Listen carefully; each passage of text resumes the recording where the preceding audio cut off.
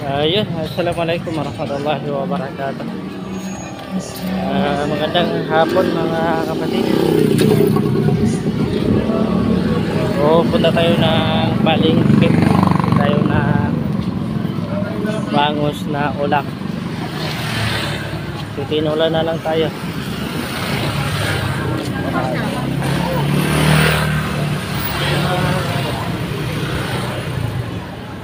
Titinulan na lang tayo para magkaroon tayo ng vitamin.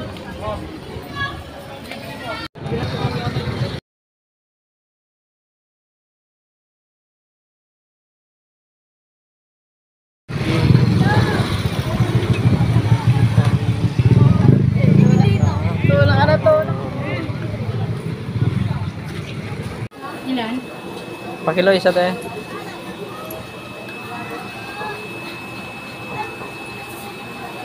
$70. Pwede okay na. Kita ko nung nakaraan eh. Ito mo ba? Sama sa atin.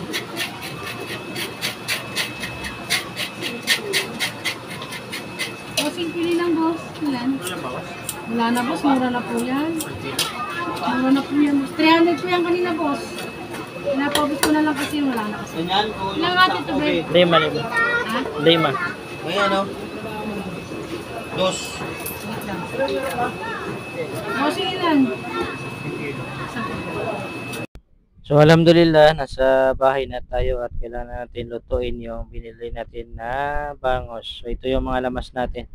So ito na, magpapakulo muna tayo ng tubig para ilagay yung mga lamas. So unang lamas natin na lalagay natin ay sakurab. No? Yung tinatawag dyan ay sakurab. Yung sakurab pala ay nakukuha lang yan sa Mindanao, sa Lanao del Sur. Para sa mga Maranao lang yan. Ayan. So meron din tayong sili.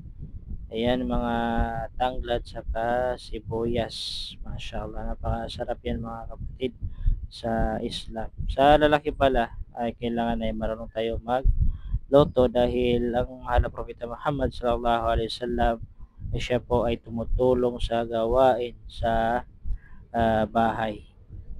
Ito na, malapit na maluto mga kapatid sa pananampalatayang Islam at kumukulo na, no? So susunod na ilalagay natin ay dahon. Ayan yung dahon na ilalagay natin para lalong sumarap. Sa tinola kasi hindi talaga mawala yung dahon, no? Pag walang dahon ay hindi tunay na tinola yan. So ito na, malapit na siya maluto at dadagdagan natin ng asin dahil kulang sa asin yung nilagay natin kanina. So ready to fight na ito.